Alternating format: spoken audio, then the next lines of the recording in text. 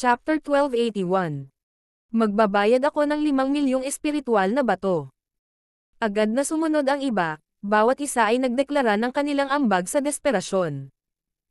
Para sa ikaliligtas, karamihan sa kanila ay inialay ang kanilang buong yaman. Sa wakas, si Jessa na lamang ang natira. Lumuhad si Sebastian sa tabi niya, ang kanyang ngiti ay may halong aliw habang tinanong niya, bayad na ang lahat ng iba. Magkano ang plano mong ialok? Ibibigay ko sa iyo ang 60 milyong spiritual stones. Yun na lang ang meron ako, sagot ni Jessa habang nanginginig. Lahat ng bakas ng kanyang dating kay-abangan ay naglaho. Ang simpleng pagtingin kay Sebastian na hawak ang sira-sirang sapatos ay nagpadaloy ng kilabot sa kanyang gulugod. Napakabuti. Pauline, oras na para kolektahin ang mga bayad, sabi ni Sebastian na may ngiti. Nakatayo si Pauline doon na parang nasa isang panaginip, hindi makapaniwala sa nangyari. Si Sebastian ay ganap na napasunod kahit ang isang kasing lakas ni Jessa, na nag-iwan sa kanya na lubos na sumusunod. Pagkatapos ibigay ni Jessa at ng iba pa ang kanilang pera, inutusan ni Sebastian sila na umalis, pinayagan silang makaalis. Lumapit si Pauline sa kanya, at nakita niya ang kasiyahan na nagmumula sa kanya. Sebastian, ang galing mo. Sa lahat ng mga ito, nagbigay sila sa atin ng kabuuang 120 milyong spiritual stones. Hindi pa ako nakakakita ng ganitong kalaking halaga sa buong buhay ko. Halos hindi alam ni Sebastian kung paano tumugon. Bilang isang elite disciple ng Sacred Ground at anak ng isang Peak Lord, hindi pa siya kailanman nakakita ng ganitong dami. Malinaw na talagang nalugmok sa pagkasira ang Eclipse Peak. Ang halagang iyon ay hindi naman kalakihan. Pero dapat sapat na iyon para makapagpatayo ng kastilyo, di ba? Tanong ni Sebastian, na medyo nag-aalinlangan. Ano? Talaga bang balak mong gumastos ng 100 milyong espiritual na bato para sa isang kastilyo? Totoo ba? Sigaw ni Pauline. Ang mga mata niya ay malaki sa hindi makapaniwala. Siyempre seryoso ako. Ano sa tingin mo, sagot ni Sebastian, habang itinaas ang kilay.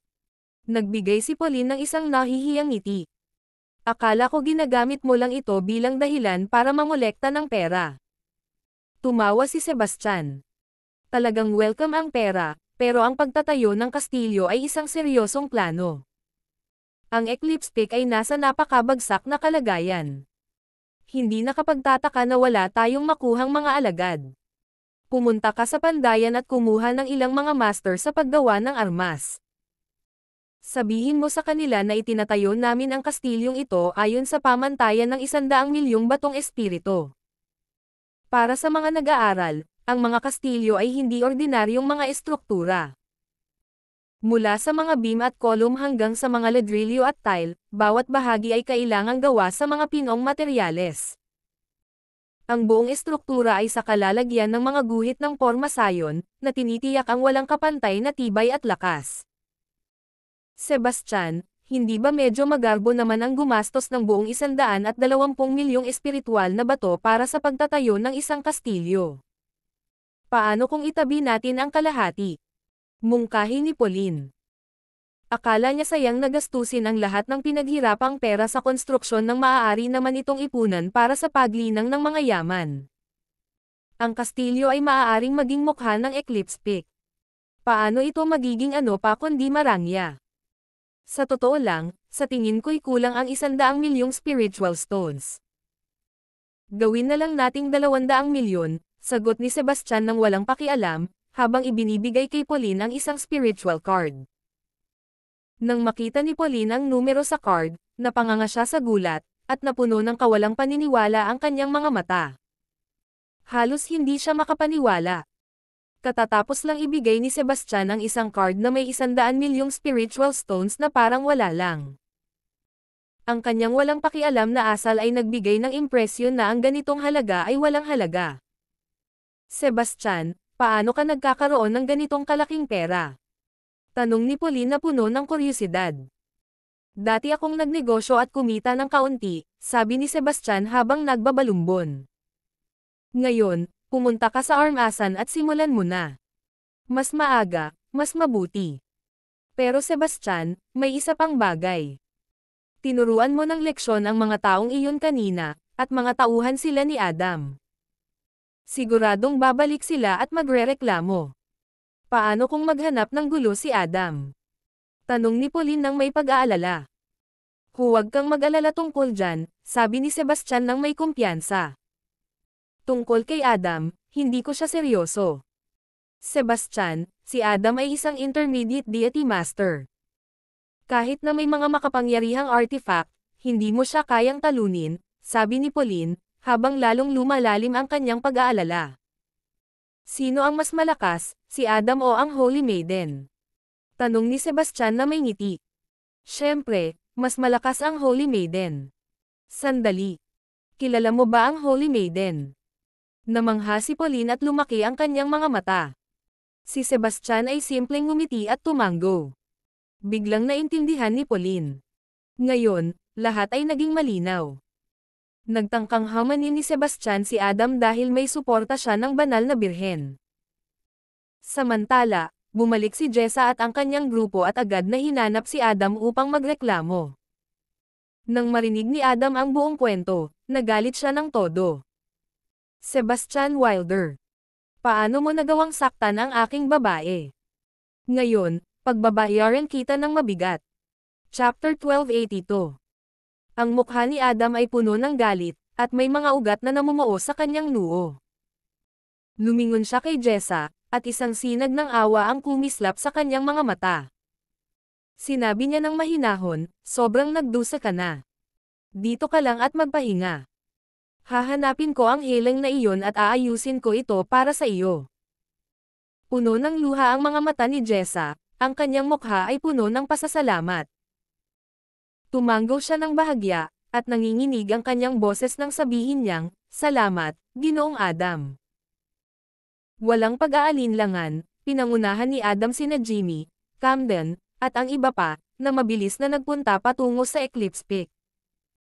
Kumilos sila ng lihim, alam na si Sebastian ay isang pribadong alagad. Kung kumalat ang balita na pinatay nila siya, tiyak na magdudulot ito ng malaking gulo. Hindi nagtagal, umabot ang grupo sa mga kalangitan sa itaas ng Eclipse Peak. Sa ilalim ng asol na kalangitan at puting mga ulan, nakita nila si Sebastian na nakaupo ng kalmado sa ilalim ng malaking puno, abala sa pagsusuri ng tansong salamin. Si Sebastian ay napakahusay sa paggawa ng mga sandata. Mabilis niyang napansin ang isang bagay na pambihira tungkol sa tansong salamin. Hindi ito isang karaniwang espiritual na artepakto kundi isang potensyal na espesyal na artepakto. Ang pagkaalam na ito ay pumuno sa kanya ng mga alon ng pagkamangha. Naiintindihan ni Sebastian na habang ang mga cultivator ay maaaring itaas ang kanilang lakas sa pamamagitan ng pagsasanay, ang mga artifact ay maaari ring umunlad sa ilalim ng ilang mga kondisyon. Kung ang isang artifact ay nagkaroon ng artifact spirit, ang espiritu na ito ay makakakuha ng natural na enerhiya, na magpapahintulot sa artifact na umakyat sa mas mataas na antas ng kapangyarihan. Gayunpaman, hindi palaging ganito ang sitwasyon. Karamihan sa mga espiritual na artepakto ay limitado ng kalidad ng kanilang mga materyales at hindi makapag-evolve lampas sa kanilang paunang estado. Ang kanilang buong potensyal ay nakap sa kanilang paglikha. Ngunit para sa ilang piling mga artifact na gawa sa pambihirang mga materyales, nanatili ang posibilidad ng paglago. Ang mga artifact na ito ay hindi pa naaabot ang kanilang buong potensyal ng unang hinang, at dahil dito ay napanatili ang kakayahang umunlad, katulad ng mga nakatakdang artifact at iba pang natatanging kayamanan. Ang mga nakatakdang artifact, na nakatali sa kanilang mga may-ari, ay may tendensyang lumago ng mas mabilis dahil patuloy silang inaalagaan. Sa kabaligtaran, ang mga walang may-ari na artifact ay umaasa lamang sa kanilang mga espiritu ng artifact upang sumipsip ng natural na enerhiya sa loob ng napakaraming taon, unti-unting pinapanday ang kanilang sarili. Walang kaalaman sa mga teknik ng pagsasaka, ang mga ganitong artifact ay humaharap sa halos hindi mapagtagumpay ang mga hadlang upang umunlad. Gayunpaman, kung ang espiritu ng isang artifact ay nakapaglinang sa isang mataas na antas, ang mismong artifact ay maaaring magbago, na nagkakaroon ng estado na katulad ng kaliwanagan. Ang mga bihira at makapangyarihang kasangkapang ito ay kilala bilang mga espesyal na artifact. Ang kanilang lakas ay alamat, dahil kaya nilang galawin ang mga karagatan at baligtarin ang mga bundok ng madali. Bagaman ang mga espesyal na artepakto ay napakabihira, may isang sikat na artepakto sa Violeta Sacred Ground na tinatawag na Divine Pot of Violeta. Ito ay isang palayok ng Alkaimaya. Sinasabing ang artifact na ito ay may sariling kamalayan at paminsan-minsan ay nag-aalaga ng mga gamot ng mag-isa, nagbibigay ng mga mapagkukunan para sa mga disipulo ng banal na lupa. Bilang pinakamahalagang artifact ng sekta, maaari lamang itong gamitin ng banal na Panginoon ng bawat henerasyon. Nakita na ang tanso na salamin sa harap niya ay minsang naging isang espesyal na artepakto, hindi mapigilan ni Sebastian ang mapahanga. Ang higit na ikinagulat niya ay ang kasalukuyang kalagayan nito. Sa kabila ng napakalakas na kapangyarihan ng isang espesyal na artifact, ang espiritu ng artifact ng salamin ay nawasak, at ang pisikal na anyo nito ay nasira. Halos hindi niya maisip ang uri ng kapangyarihang kayang magdulot ng ganitong nakasisirang pinsala sa isang espesyal na artifact. Sa sandaling si Sebastian ay malapit ng mas malalim na pag-aralan ang tanso na salamin, dumating si Adam kasama ang kanyang mga kasama. Ang kanilang paglapit ay mabilis at malakas na parang isang malakas na hangin. Tahimik na inilagay ni Sebastian ang salamin, itinaas ang kanyang ulo, at hinarap ang kanilang pagdating ng may matatag na tingin. Si Adam at ang kanyang grupo ay bumaba mula sa langit na parang mabangis na mga lawin, lumapag sa maikling distansya mula kay Sebastian. Si Adam ay nagpakita ng isang malinaw na intensyong pumatay na tila yelo sa hangin. Ang kanyang boses ay umuugong sa galit habang sumisigaw siya, "Ikaw, maliit na bata. Paano mo naglakas loob na hawakan ang aking babae?" At sa kanyang puwit pa, "Siguradong may gusto kang mamatay." Nakatayo sa gilid, itinuturo ni Jimmy si Sebastian habang ang kanyang mukha ay nagbabalot ng masamang balak. "Nakaupo ka pa rin dyan, ikaw walang modo. Nandito si Ginoong Adam. Tumayo ka, lumuhad ka, at humingi ng tawad. Baka lang, maging maawain si Ginoong Adam at hayaang mamatay ka na buo pa ang katawan mo." Ang mga labi ni Sebastian ay yumarko sa isang malamig, mapanlit na ngiti. "Ikaw, kaawa-awang asong ulol. Mukhang hindi sapat ang leksyong ibinigay ko sa iyo noong nakaraan. Isara mo ang bibig mo." Sigaw ni Jimmy habang namumula ang kanyang mukha sa galit. Tumaas ang kanyang boses sa galit habang nagpatuloy siya, "Sa presensya ni Ginoong Adam, wala kang karapatang kumilos ng ganito. Lumuhad ka agad. Bingi ka ba, batang pasaway?" Sigaw ni Camden. Ang boses niya ay umuugong na parang kulog. "Kapag sinabi naming lumuhad, lumuhad ka." Lalong lumalim ang ngiti ni Sebastian, puno ng pang-uuyam. Parang pinagtatawanan niya ang mismong kalakaran ng mundo. Sumagot siya ng dahan-dahan, "Sa mundong ito, tanging ang mga magulang ko lamang ang may karapatang magpatirapa sa akin. Anong lakas ng loob mo?" Sigaw ni Lila mula sa tabi ni Adam, pinalo ang kanyang baywang bilang pagpapakita ng paghamak. Ang matalim niyang boses ay tumagos sa tensyonadong atmosfera. "Sebastian, naiintindihan mo ba kung sino ang nasa harap mo? Siya si Mr. Adam, isa sa 5 elite private apprentices ng Violeta Sacred Ground at 98 sa Potential Leader Organization. Hindi siya gaya mo, isang walang kwentang manloloko na niloko ang daan mo para maging isang pribadong alagad." Chapter 1283. Tumanggo si Jimmy ng masigasig, at ang kanyang mukha ay puno ng mapagpakumbabang kay-abangan. "Tama si Lila. Wala kang kwenta, Sebastian. Mahigit 30 ka na, pero hindi mo pa nga naaabot ang lesser deity realm. Nakakahiya naman yan, hindi ba?" Mabilis na sumagot si Luca, "Isang talunan na katulad mo, kahit pamanday ka para maging pribadong alagad, talunan ka pa rin. Binabansagan mo akong mandarayang." Tumawa si Sebastian sa kanilang mga salita. Ang ascending ladder ay sumusubok ng lakas at talento, at siya ay umabot sa ika-87 na antas sa pamamagitan ng kanyang husay. Ngunit ang mga taong ito ay naglakas, loob na sabihin na siya ay nandaya. Ang mga labi ni Lila ay yumarko sa isang mapaghinalang ngisi. Sebastian, tigilan mo na ang pagpapanggap. Nadedos na ni Ginoong Adam ang katotohanan. Lampas ka na ng 30, at wala ka pang core energy. Baka magmukha kang kahanga-hanga sa mga talunan, pero punong-puno ng henyo ang Violette Sacred Ground, at hindi ka man lang kwalipikado na maging nasa ilalim. Umabot ka lang sa ika-87 na hakbang dahil sa mga artifact sa iyong mga paa. Kung wala ang mga iyon, kalimutan mo na ang pagiging pribadong alagad, mahihirapan ka pang maging simpleng alagad. Si Sebastian ay bumantong hininga, malinaw na nauubos na ang kanyang pasensya. Wala akong interes na makipagtalo sa iyo. Sabihin mo sa akin. Anong negosyo mo sa Eclipse Peak? Ang kanyang tingin ay naging malamig sa kawalang interes. Ikinulong ni Adam ang kanyang mga kamay sa likod, ang kanyang posture ay nagpapakita ng pagiging nakatataas.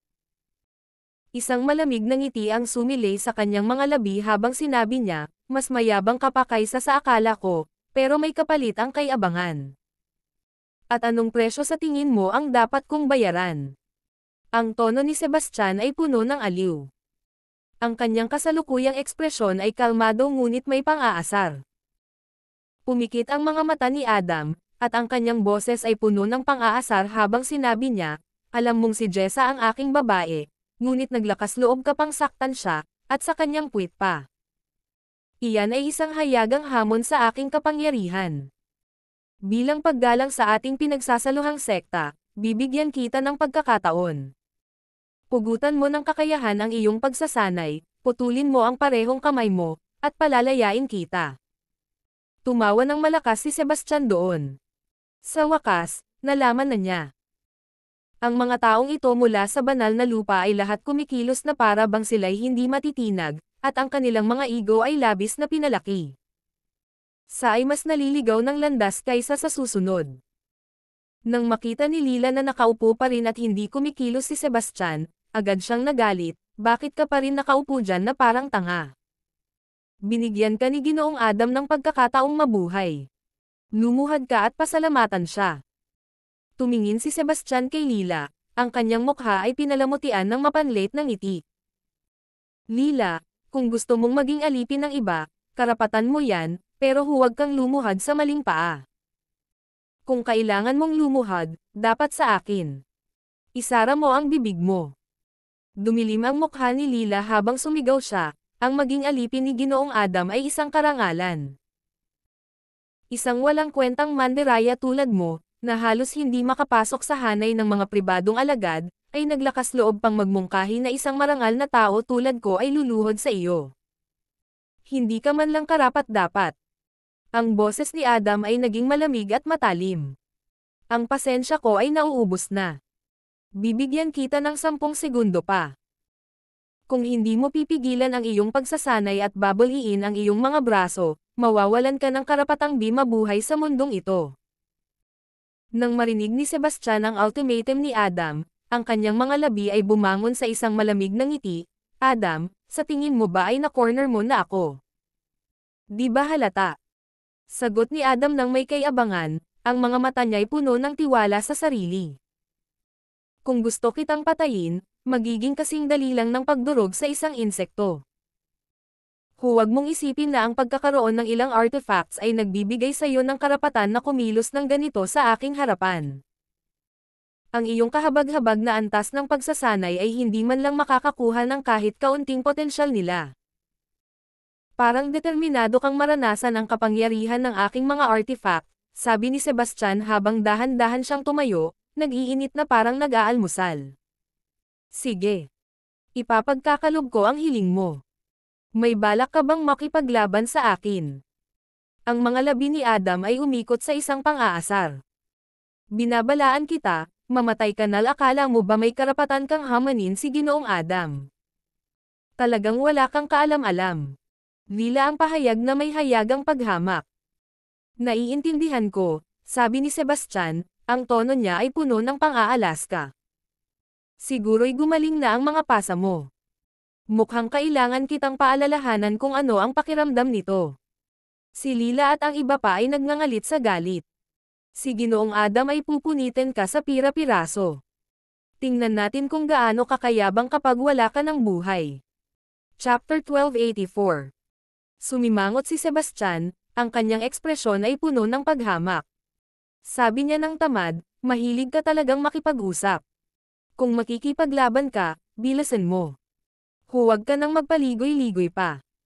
Ginoong Adam, sobrang mayabang ng taong ito. Patayin mo na siya. Sigaw ni Jimmy, ang mukha niya ay namumula sa galit. Namumuo ang mga ugat sa kanyang noo habang kinagat niya ang kanyang mga ngipin. Si Adam, lana nagngangalit na, ay sumagot kay Jimmy. Sa isang iglap, ang kanyang anyo ay lumabo na parang isang multo, lumitaw ng direkta sa harap ni Sebastian. Ang kanyang mga galaw ay maayos, mabilis, at tumpak. Walang pag-aalinlangan, inabot ni Adam ang leeg ni Sebastian, ang kanyang kamay ay matalim tulad ng pangil ng agila. Ang bilis ng kanyang atake ay pumutol sa hangin, sinamahan ng isang matalim at matinis na tunog, na para bang kayang punatin ang atmosfera mismo. Si Sebastian ay nanatiling hindi natitinag, ang kanyang mga mata ay sumasalamin ng matibay na determinasyon. Ang kanyang kamao ay mahigpit na nakapulupot, at ang mga kalamnan sa kanyang braso ay namamaga habang ang mga ugat ay lumalabas na parang mga nakalupot na ahas. Walang pag-aalinlangan, sumugod siya ng suntok upang salubungin ang atake ni Adam ng diretso. Ang lakas ng kanyang suntok ay nakabibingi, may dalang hindi mapipigilang momentum na para bang may bigat ng libu-libong bundok. Nagtaka sina Jimmy at ang iba pa nang makita nilang hinamon ni Sebastian si Adam ng direkta. Ang kanilang mga mukha ay nagbago sa mga mapanlit na ngiti, at ang kanilang mga ekspresyon ay puno ng paghamak. Sa kanilang isipan, ito ay talagang nakakatawa. Si Adam ay isang intermediate deity master, habang si Sebastian ay isang pre-lesser deity master lamang. Mayroong napakalaking agwat ng isang buong pangunahing kaharian at higit pa sa pagitan nila. Kung umasa si Sebastian sa kanyang mga artifact para magpalipas ng oras, baka nakaligtas siya ng kaunti pang mas matagal. Pero ang makipag-isa sa ganitong paraan. Ito ang pinakapayak na anyo ng kayabangan, at para itong walang isip na pagtatangkang pigilan ang isang gumugulong na bato gamit ang isang sanga. Ang pagsalpok ng kanilang mga kamao ay sumabog ng isang nakabibinging sigaw, parang kulog na yumanig sa lupa. Sa sandaling iyon, tila huminto ang oras. Isang nakakatakot na enerhiya ang sumabog mula sa epekto, kumakalat palabas na parang mga alon ng dagat. Ang sumunod na shockwave ay nagpagalaw ng ulap ng alikabok, nilamon ang paligid sa isang mahamag, gray na ulap. Si Sebastian ay nanatiling nakatayo sa kanyang pwesto, hindi kumikilos, ang kanyang tindig ay kasing matatag ng bundok.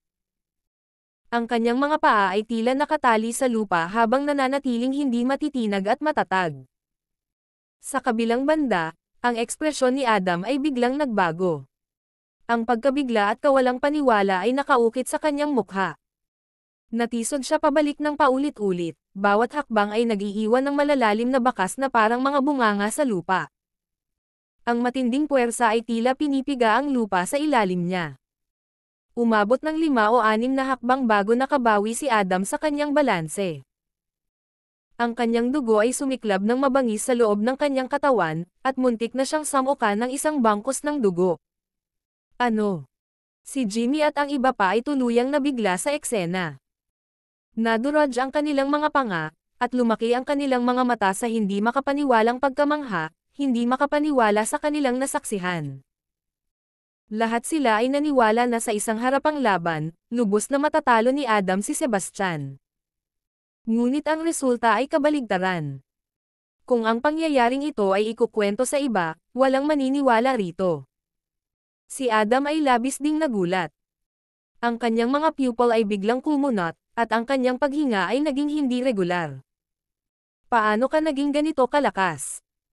Tumawa si Sebastian at sumagot, pumunta ka rito nang walang ingat na hindi mo alam kung sino ang binabangga mo. Ang ganitong uri ng katangahan, kasama pa ang katotohanang nakaligtas ka ng ganito katagal, ay walang iba kundi isang himala. Ginoong Adam, huwag kang magpapa-intimidate sa kanya. Umaasa lang siya sa kanyang mga artifact. Ang kanyang mga sapatos ay mga high-grade na espiritual na artifact. Kung hindi, paano siya magkakaroon ng pagkakataon laban sa iyo? Sigaw ni Lila nang may pangangamba. Ang kanyang boses ay matinis at may halong takot. Tumanggaw si Jimmy nang masigla bilang pagsang-ayon. Tama si Lila. Malakas ang mga sapatos na iyon, pero sa antas ng kanyang pagsasanay, hindi niya kayang gamitin ang mga iyon ng matagal. Wala kang dapat ipag-alala. Talaga bang ganoon? Lumipat ang tingin ni Adam sa mga luma at sirang sapatos ni Sebastian. Mukhang talagang ordinaryo sila, natatakpan ng alikabok at may mga palatandaan ng pagkasira. Hindi niya man lang madama kahit kaunting bakas ng enerhiya na nagmumula sa mga ito. Mukhang wala silang iba kundi isang karaniwang pares ng sapatos. Gayunpaman, bukod sa posibilidad na si Sebastian ay may mga makapangyarihang artepakto, hindi maisip ni Adam ang ibang paliwanag. Pag-abot sa kanyang storage ring, kinuha ni Adam ang isang nagniningning na mahabang espada. Ang talon ay kumikislap ng pilak puti, naglalabas ng malamig, matalim na liwanag na tila kayang pahintuan ang lahat sa paligid nito. Mahigpit niyang hinawakan ang espada, tinamaan si Sebastian ng malamig na titig. Ang mga artepakto ay mga simpleng kasangkapan lamang. Ang tunay na lakas ay nagmumula sa loob. Sobrang umaasa ka sa iyong mga alahas, na hindi ka makakatapat sa akin. Wala akong oras para sa mga kalokohan mo. Ayusin natin ito gamit ang ating mga kakayahan, sabi ni Sebastian nang walang pakialam habang nakatali ang mga kamay sa likod. May ngiting puno ng kumpiyansa sa kanyang mga labi. Tingnan natin kung ilang beses mong magagamit ang mga artepakto na iyon sa iyong kahabag-habag na pre-lesser deity master na pagsasanay, malamig na pang-asar ni Adam. Habang itinaas niya ang kanyang mahabang espada, naglabas siya ng isang pag-atake ng enerhiya ng espada kay Sebastian. Ang enerhiya ng espada ay umuusok na parang nag-aalab na apoy, kumikislap ng maliwanag na pula. Parang isang umuusok na dragon ng apoy, tumatakbo patungo kay Sebastian nang may napakalakas na puwersa. Ang mga alon ng init na nagmumula sa atake ay nakakabingi, binabago ang hangin sa paligid nila. Ang nakapaligid na espasyo ay tila kumikilos mula sa matinding init, at ang temperatura ay tumaas na parang ang buong mundo ay nasusunog. Chapter 1285. Nanatiling kalmado at hintli nagmamadali si Sebastian. Sa isang bahagyang galaw ng kanyang mga paa, siya'y naglaho mula sa kanyang pwesto, kumilos na kasing bilis ng kidlat at nag-iwan lamang ng bahagyang bakas. Madali niyang naiwasan ang atake ni Adam. Ang enerhiya ng espada ay tumama sa lupa na may malalim na tunog, nag-iwan ng isang malalim na hukay habang ang alikabok at mga labi ay pumuno sa hangin. Ang mga pupil ni Adam ay kumunot, at isang kisap ng pagkabigla ang kumislap sa kanyang mga mata. Hindi niya inaasahan na magiging ganito kahanga-hanga ang bilis ni Sebastian. Malayo ito sa kanyang inaasahan. Tingnan natin kung gaano katagal mo kayang umiwas. Malamig na sininghat ni Adam at inugoy ang kanyang mahabang espada, nagpadala ng sunod-sunod na enerhiya ng espada.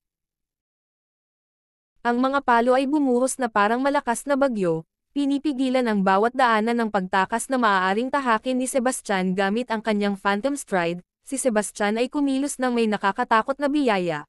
Ang kanyang mga galaw ay hindi mahulaan habang siya ay walang kahirap-hirap na lumalabas sa walang tigil na pag-atake ng enerhiya ng espada. Parang siya ay nagsasayaw ng elegante sa gitna ng mga nakamamatay na atake.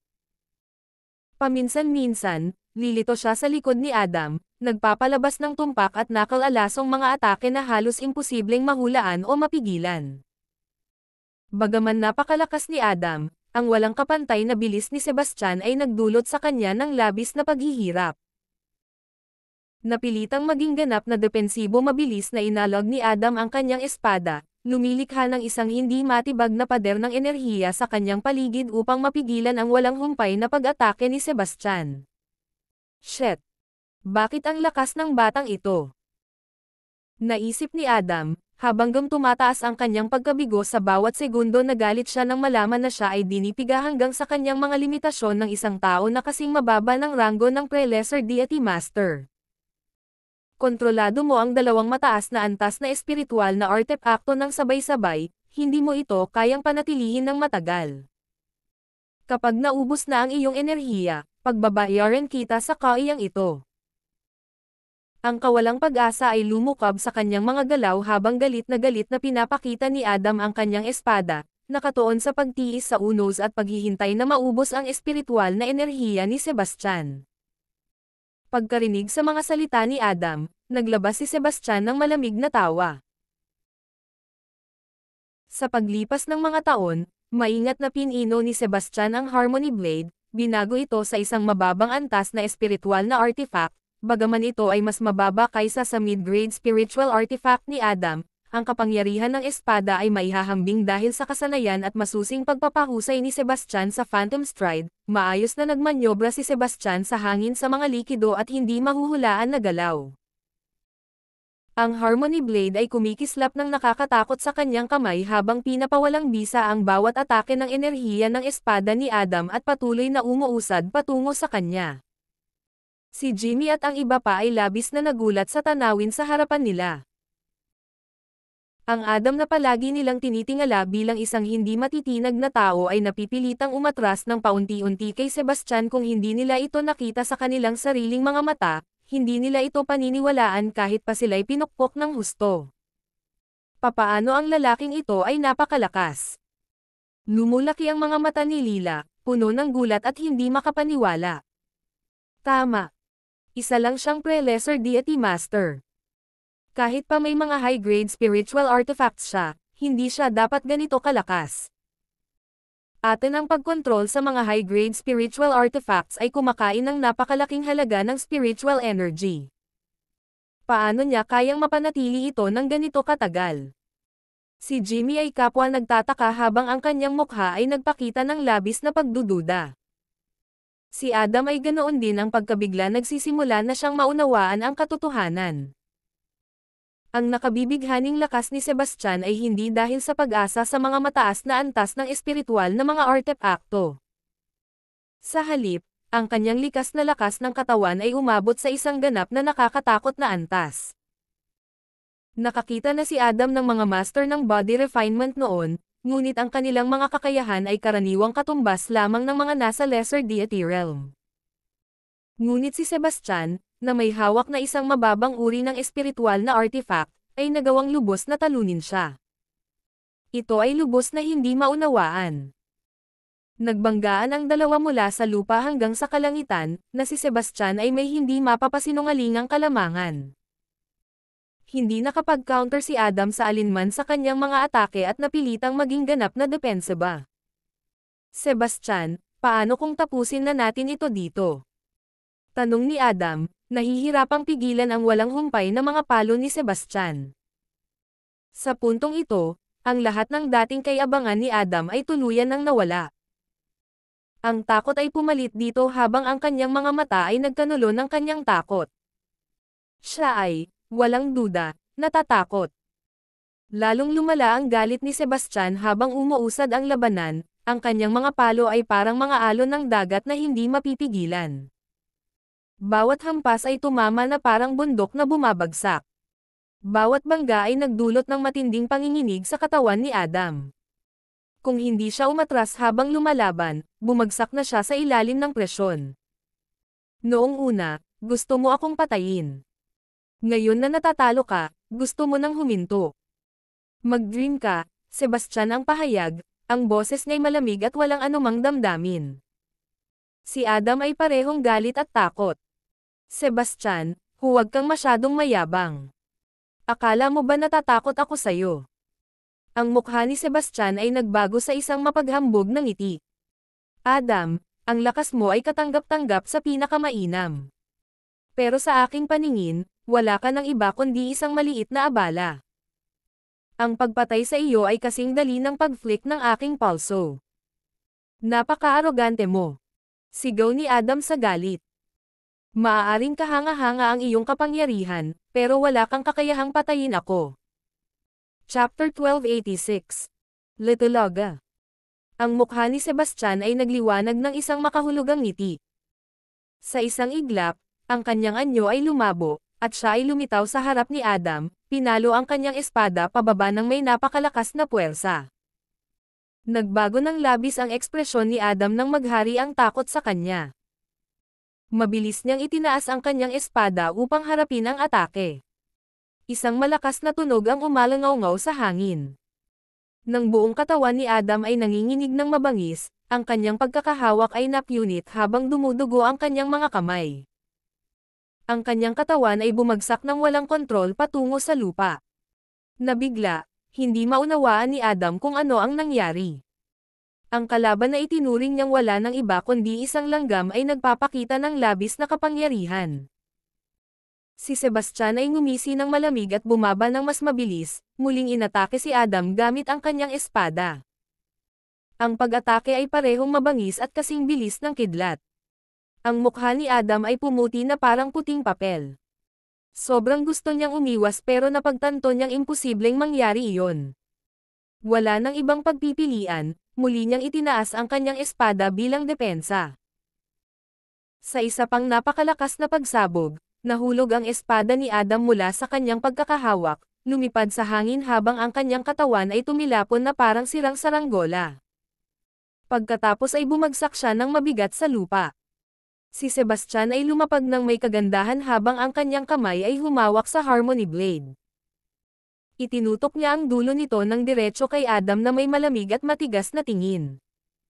Nahihirapan si Adam na gumalaw. Sinusubukan niyang tumayo, ngunit tumanggi ang kanyang katawan na makipagtulungan. Ramdam niya ang malalalim na sugat sa loob niya, malubhang nasugatan ang kanyang mga organo, at patuloy na umaagos ang dugo mula sa kanyang bibig. Ikaw. Hindi mo ako kayang patayin. Stammered ni Adam, nanginginig ang boses habang nakatitig siya kay Sebastian sa takot. Oh. At bakit hindi kita kayang patayin? Pang-asar na tanong ni Sebastian. Hindi ka ba nagmamalaki at nagbabantang papatayin ako? Bakit ikaw na ngayon ang nagmamakaawa para sa iyong buhay? Sebastian, huwag mong kalimutan. Ako ay isang pribadong alagad. Kung papatayin mo ako, hindi ka pakakawalan ng banal na lupa, sabi ni Adam, sinisikap na itago ang kanyang takot sa isang mahina at peke na anyo ng kapangyarihan. Kaya, pwede mo akong patayin, pero hindi kita pwedeng patayin. Anong klaseng kalokohan na luhaykayan? Pang-asar ni Sebastian, ang tono niya ay puno ng paghamak.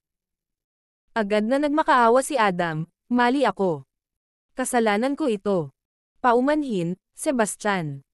Pakiusap, huwag mo akong parusahan ngayon. Sumpa ko, hindi na ako lalaban sa iyo muli. Sebastian ay ngumisi ng may pang-asar. Kaninang umaga, gusto mo akong patayin, pero ngayon akala mo ba papatawarin kita sa isang simpleng paghingi ng tawad? Nag-iimbento ka.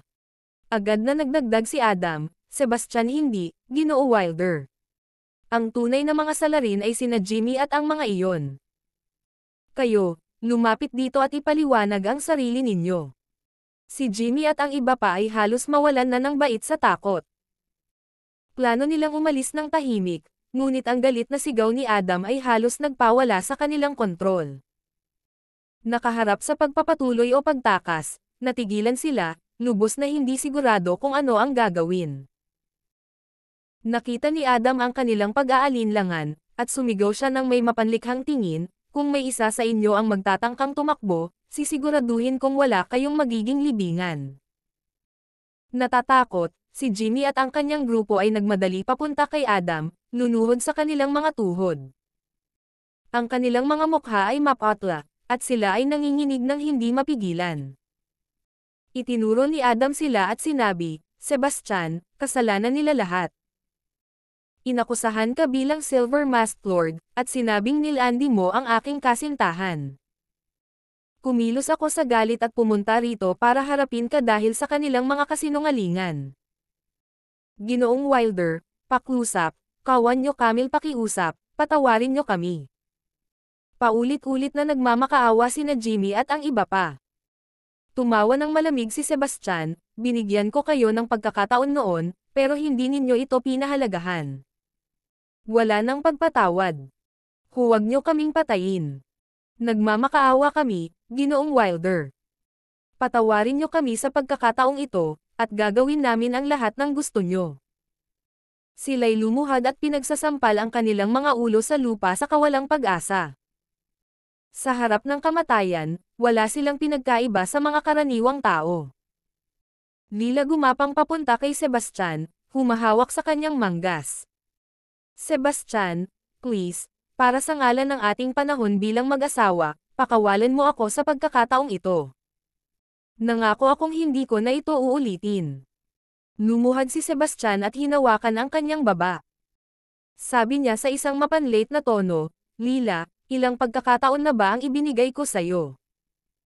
At sa kabila nito, nananatili kang matigas ang ulo at walang pagsisisi, patuloy na sumasalungat sa akin.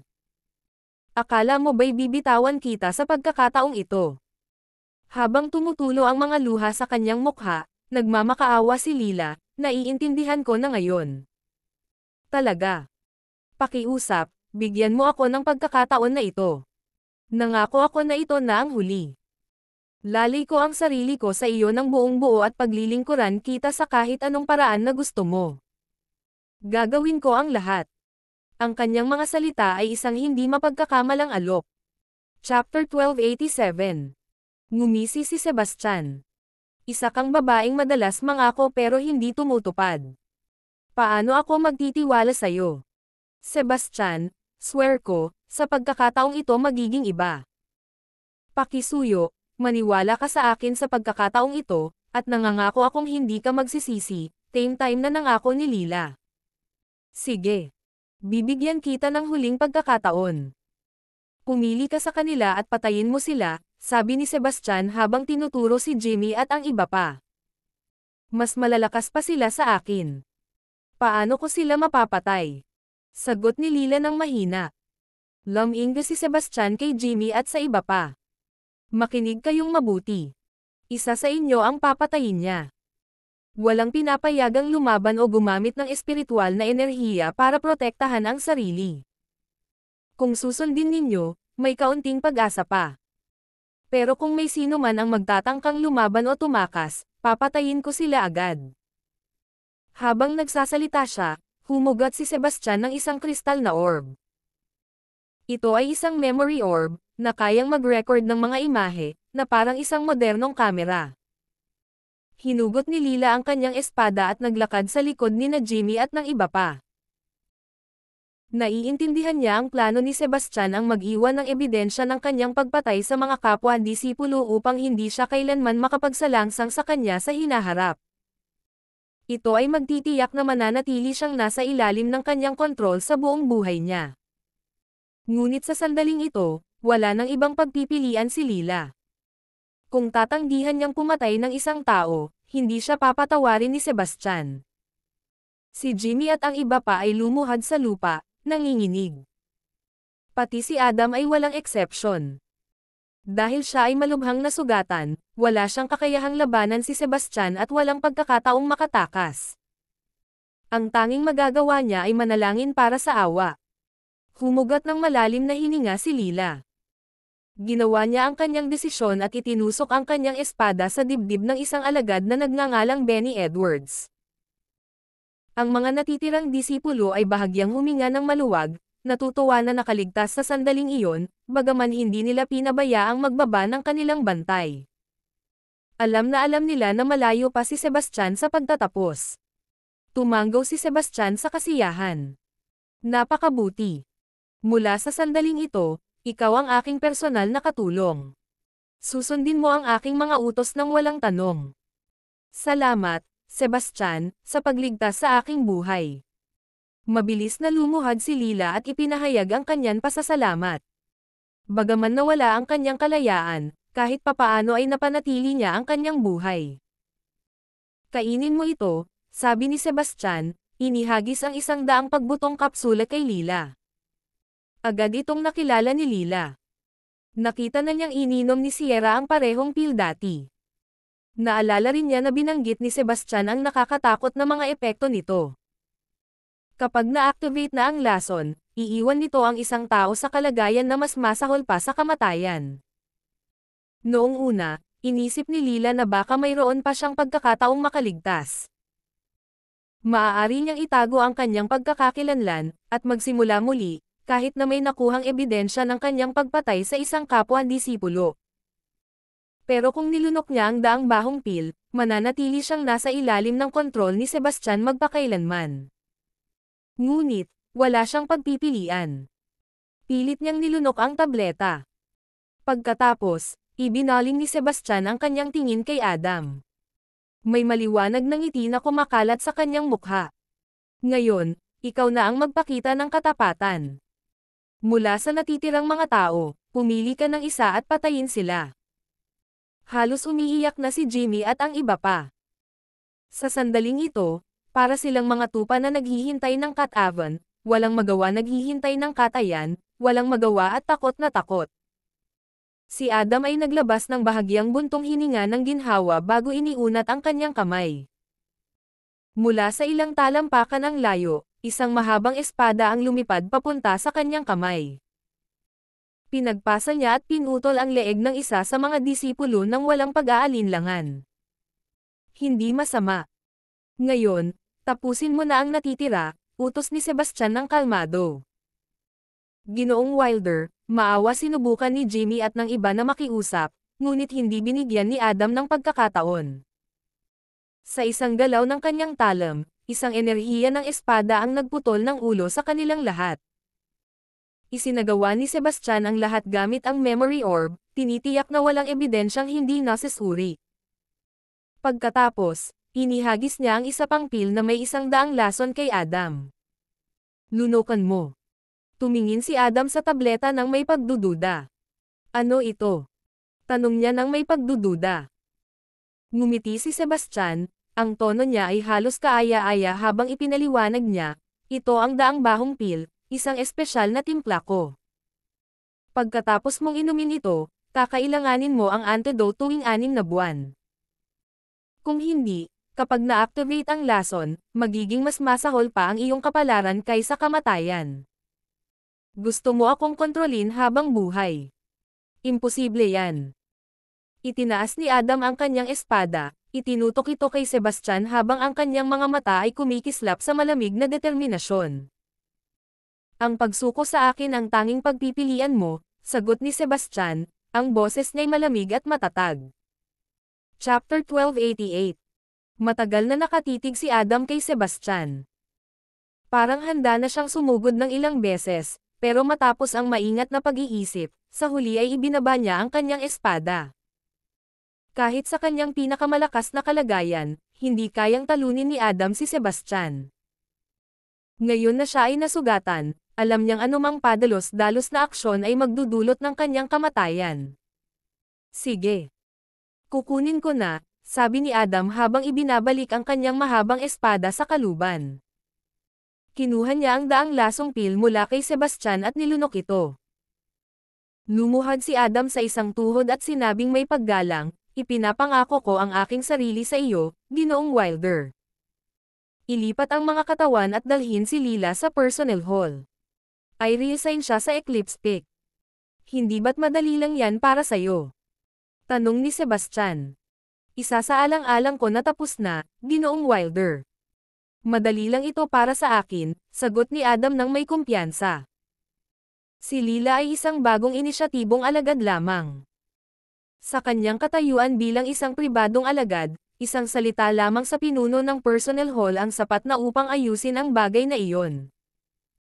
Pagbalik sa Eclipse Peak, muling pinag-aralan ni Sebastian ang tansong salamin, ngunit sa kabila ng paglalaan ng maraming oras dito, wala siyang natagpuang kakaiba.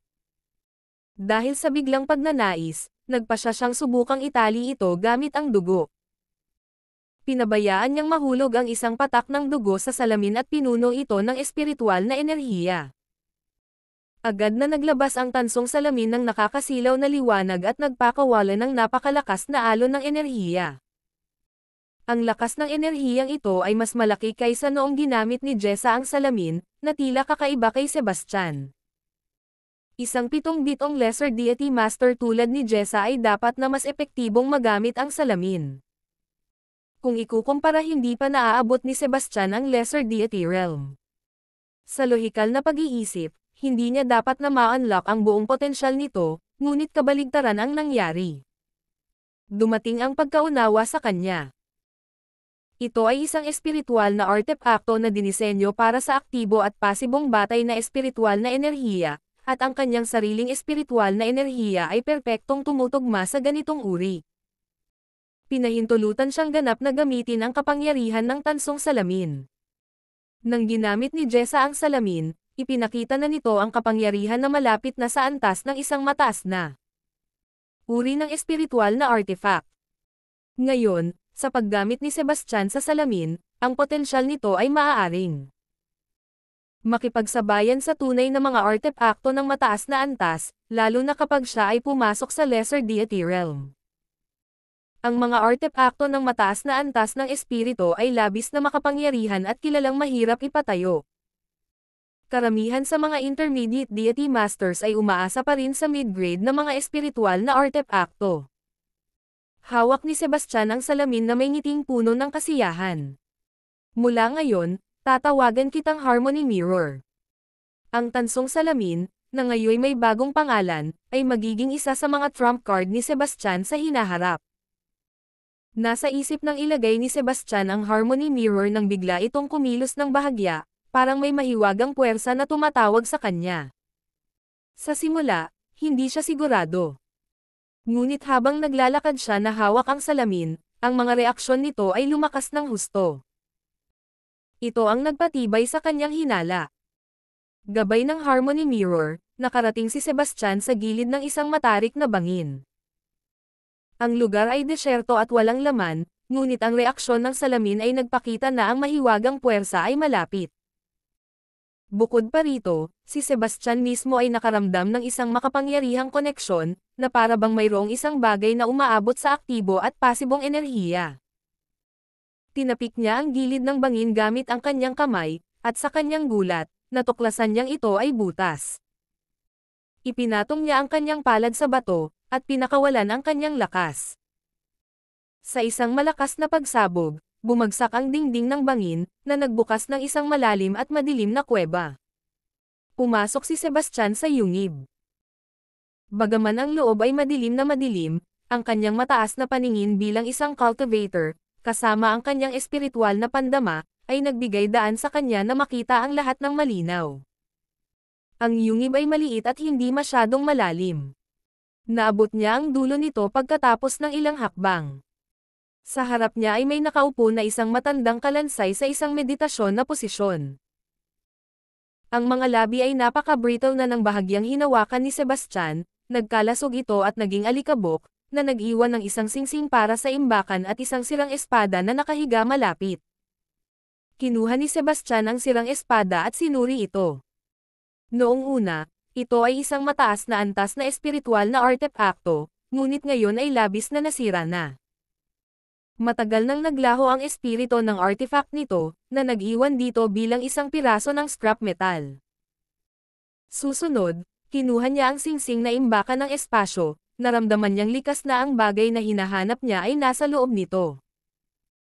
Dahil matagal nang pumanaw ang may-ari ng singsing, ang espiritual na imprint na nagbabantay dito ay naglaho na nagpapahintulot kay Sebastian na buksan ito ng walang kahirap-hirap. Ang nakita niya sa loob ay nag-iwan sa kanya ng pagkabigla.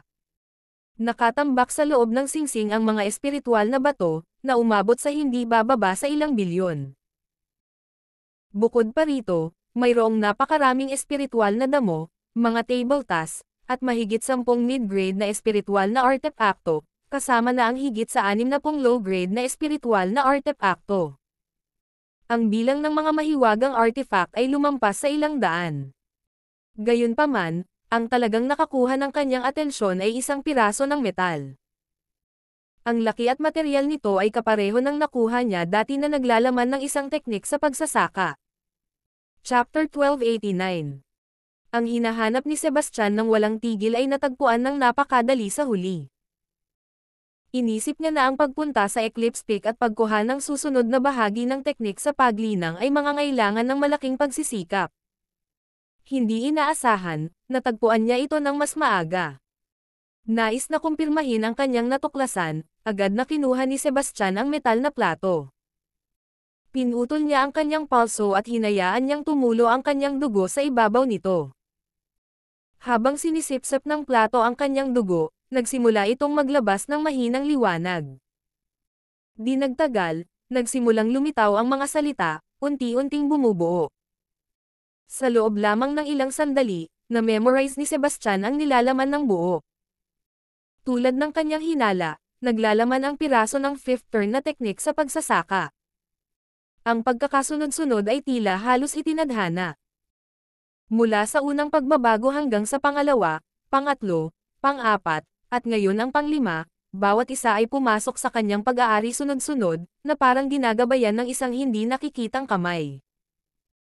Bagaman pumasok sa isip ni Sebastian ang kakaibang kalikasan ng pag-unlad na ito, pinili niyang huwag magtagal dito.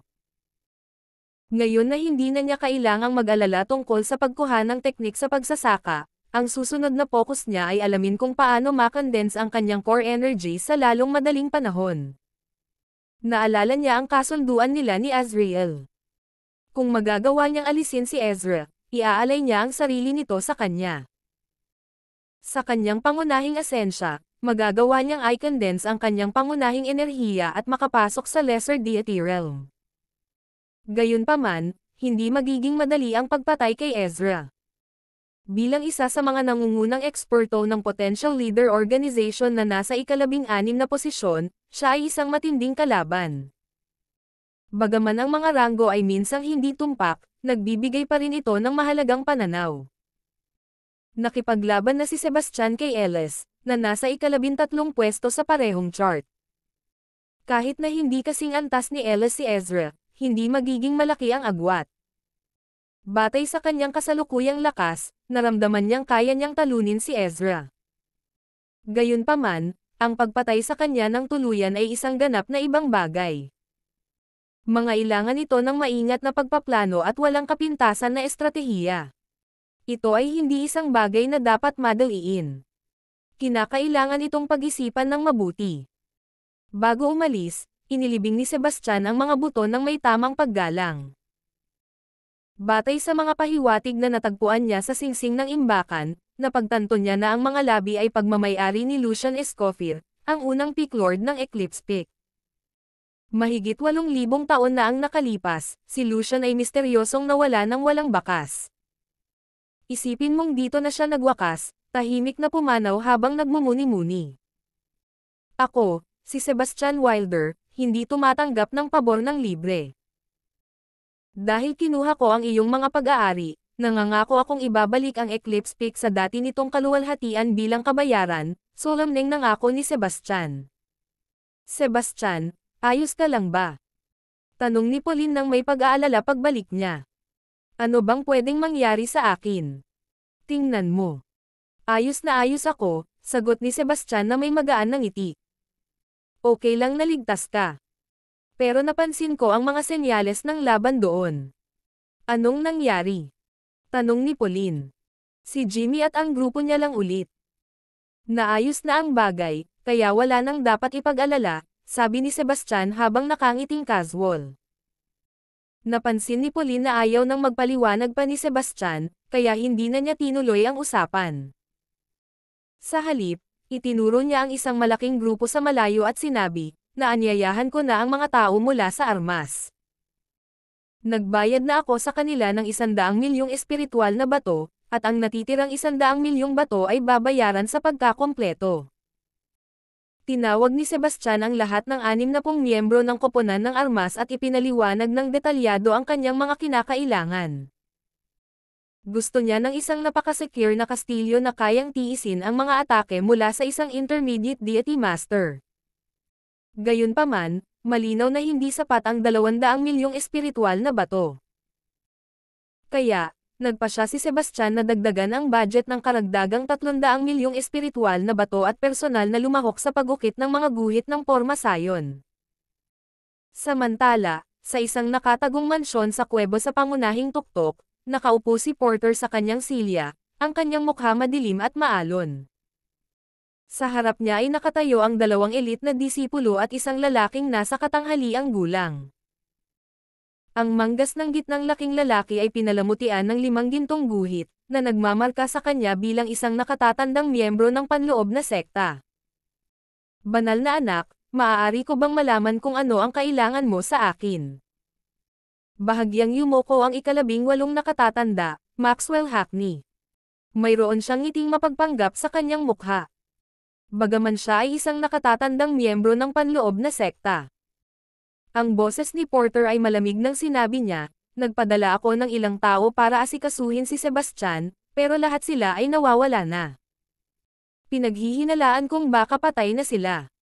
Ano ang gusto mong ipagawa ko, Holy Son? Maingat na tanong ni Maxwell.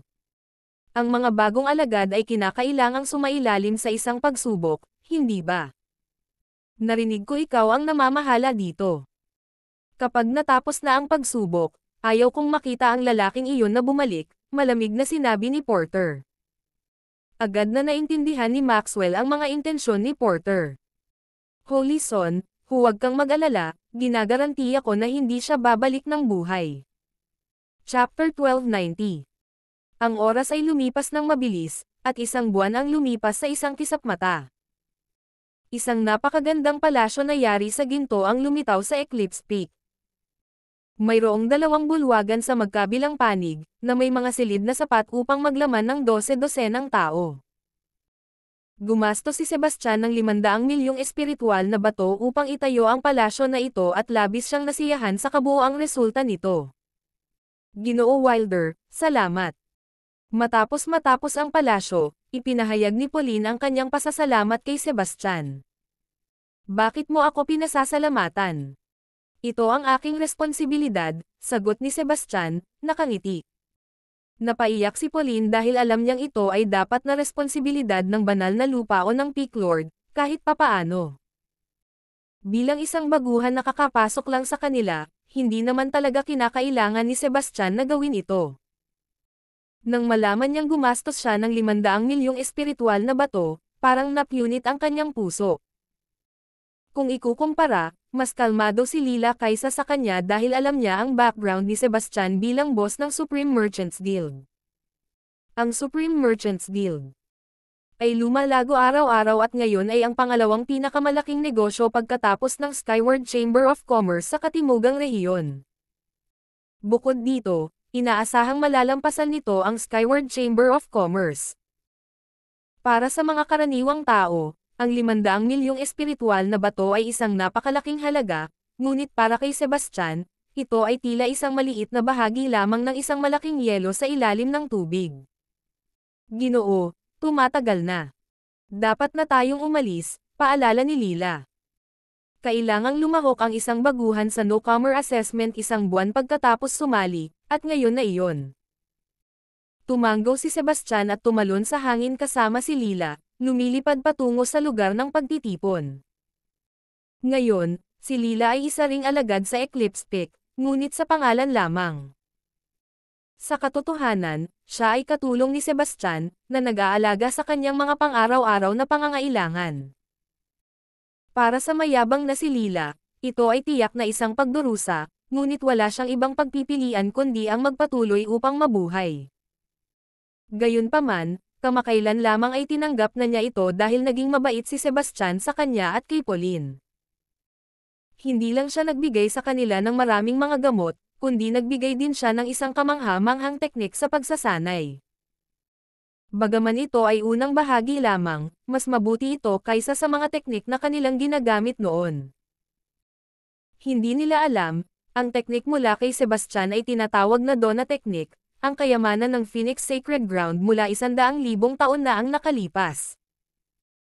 100,000 taon na ang nakalipas, ang Phoenix Sacred Ground ay nakaranas ng matinding panloob na hidwaan, na labis na nakasira dito. Sa huli, sinamantala ito ng kanilang kaaway at nilipol sila. Mula noon, ang kinaroroonan ng Donna Technique ay naging hindi alam.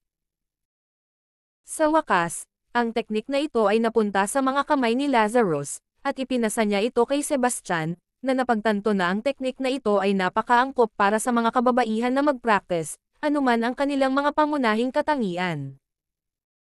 Kaya't sina Lana, Cassandra, Stephanie, at iba pa ay nagsimulang mag-practice ng teknik na ito. Dahil wala ng Phoenix Sacred Ground, wala nang magiging problema kung mag-practice sila nito. Bukod dito, ang mga pil na ibinigay ni Sebastian kay Lila ay mga dekalidad na pil, at siya ay may espiritual na konstitusyon. Kaya, ang kanyang pagsasanay ay gumawa ng malaking hakbang. Sa loob ng maikling panahon na 1 buwan, siya ay umakyat sa isang mini-realm at umabot sa 9-star demigod realm. Di nagtagal, dumating sina Sebastian at Lila sa lugar ng pagtitipon sa lambak. Dahil medyo nahuli sila, karamihan sa mga tao ay nagtipon-tipon na. Ngayong taon, nakapag-recruit ang Violeta Sacred Ground ng higit sa 7,600 na mga alagad. Karamihan sa kanila ay mga panlabas na alagad. Mahigit 300 sa kanila ang mga apprentice, habang 2 lamang sa kanila, sina Klaus at Dorothy, ang mga elite na disipulo. Dahil dito, sikat sila sa mga bagong apprentices, at marami sa kanila ang nagtipon-tipon sa paligid nilang dalawa. Si Klaus ay masaya hanggang makita niya si Sebastian. Galit na galit, hindi niya mapigilan ang sarili na sumigaw, "Sebastian Wilder, hayop ka!" Realm at umabot sa 9-star demigod realm. Di nagtagal, dumating sina Sebastian at Lila sa lugar ng pagtitipon sa lambak. Dahil medyo nahuli sila, karamihan sa mga tao ay nagtipon-tipon na. Ngayong taon, nakapag-recruit ang Violeta Sacred Ground ng higit sa 7,600 na mga alagad. Karamihan sa kanila ay mga panlabas na alagad. Mahigit 300 sa kanila ang mga apprentice, habang 2 lamang sa kanila, sina Klaus at Dorothy, ang mga elite na disipulo. Dahil dito, sikat sila sa mga bagong apprentices, at marami sa kanila ang nagtipon-tipon sa paligid nilang dalawa. Si Klaus ay masaya hanggang makita niya si Sebastian. Galit na galit, hindi niya mapigilan ang sarili na sumigaw, "Sebastian Wilder, hayop ka!"